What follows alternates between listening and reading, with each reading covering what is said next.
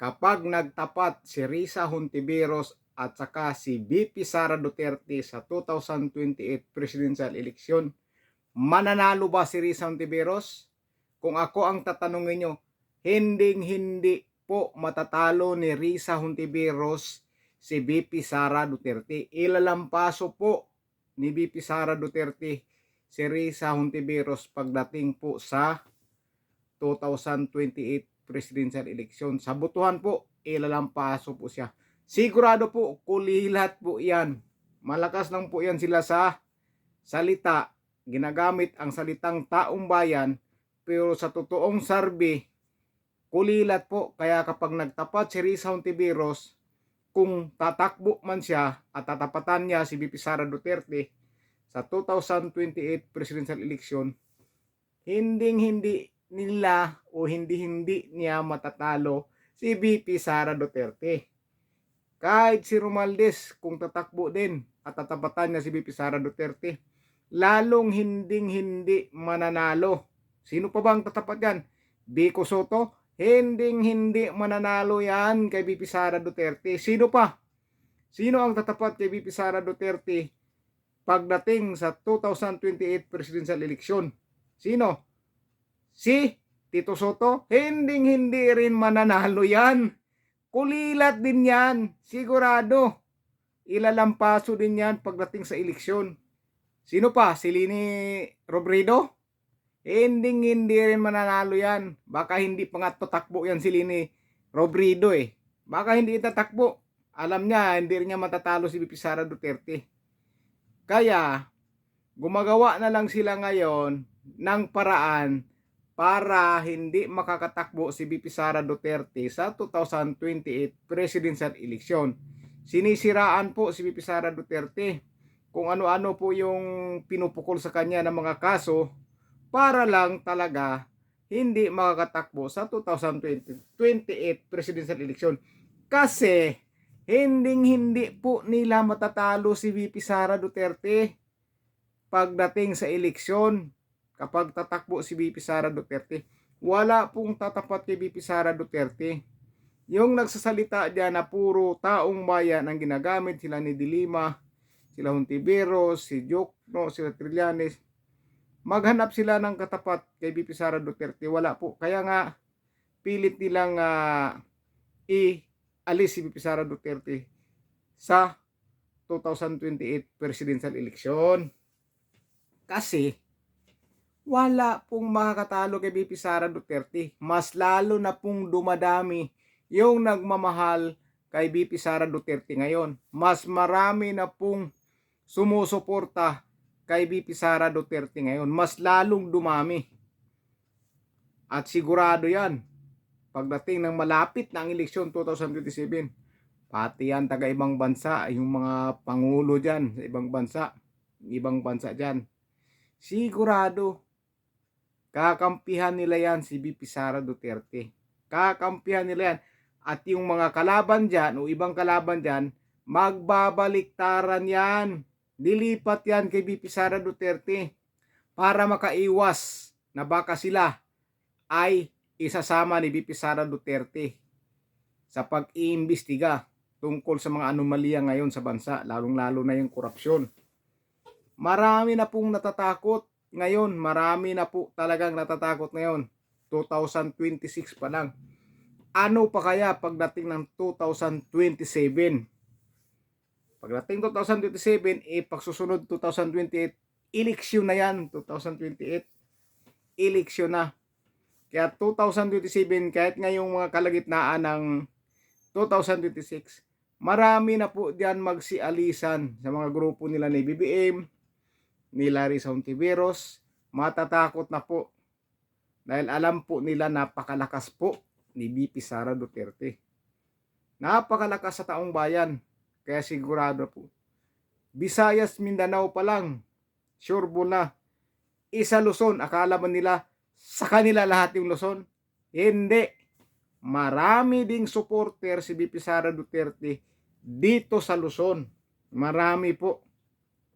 Akala nila sulong-sulong nila ang Luzon, hindi nila masusulong ang Luzon Dahil marami din pong nagmamahal kay VP Sara Duterte dito sa Luzon. Hindi lang po sa Visayas at Mindanao. Doon po sigurado na po na sa mga 90% na po ang suporta nila kay VP Sara Duterte.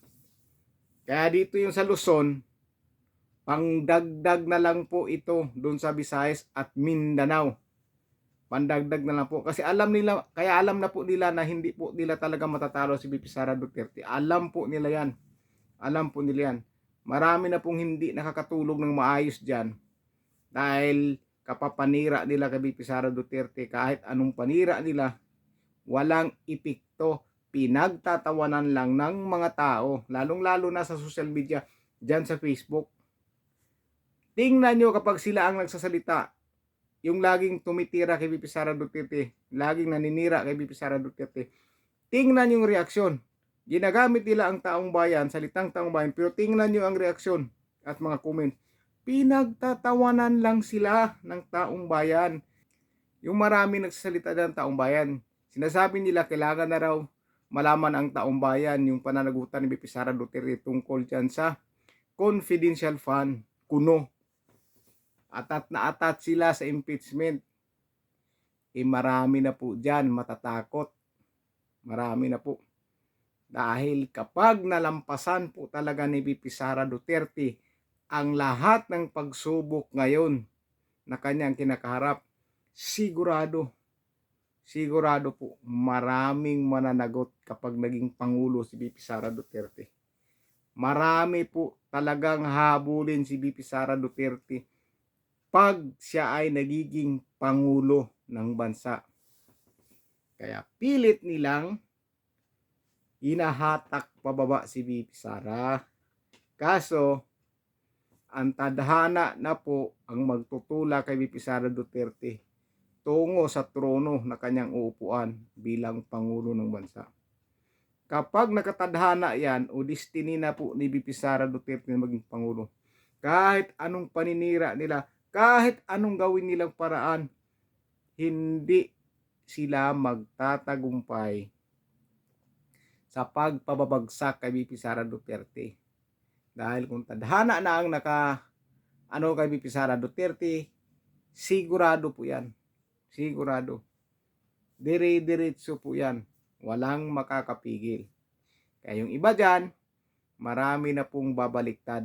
Yung iba dyan, marami na pong kakalas doon sa grupo nila na kumakalaban kay VP Sara Duterte. Marami nang kakalas dyan. Marami nang maglalaylo dyan at mananahimik. Mananahimik na po yan. Dahil alam na po nila, delikado na. Malapit-lapit na ang 2028 presidential election. Kaya pag sila Hontiveros ang tatapat kay VP Sara Duterte, wala yan. Kulilat yan, sigurado.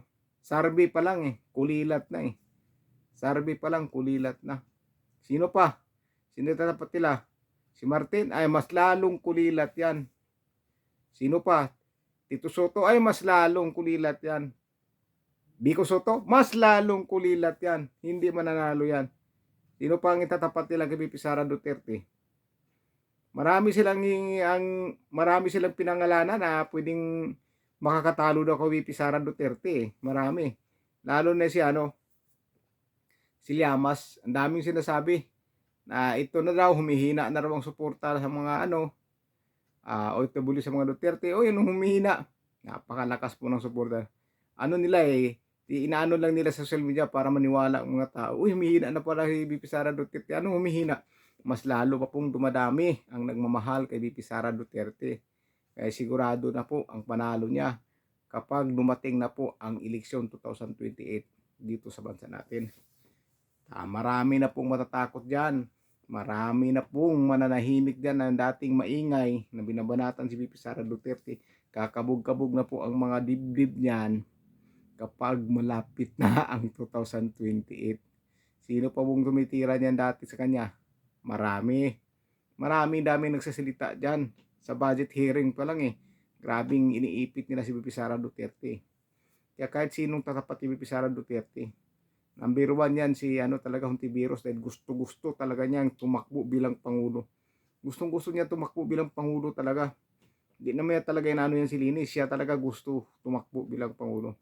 kahit si Lini pa ang tatapat ni Sara Duterte, hindi nila matatalo ang Vice Presidente na minahal ang taong bayan at naglilingkod ng totoo para sa taong bayan. So yun lang po, i-comment nyo po sa baba kung ano ang masasabi nyo kapag magtapat bilang Pangulo pagdating sa eleksyon si Risa Hontiveros at si VP Sara Duterte. Kapag silang dalawa magharap, ano sa palagay nyo? Mananalo ba si Risa Hontiveros kay VP Sara Duterte o talagang ilalampaso lang niya pagdating sa botohan? I-comment nyo po sa baba at huwag sana kalimutan paki-like na lang po sa video ng ito. Maraming salamat po. Ingat po kayo.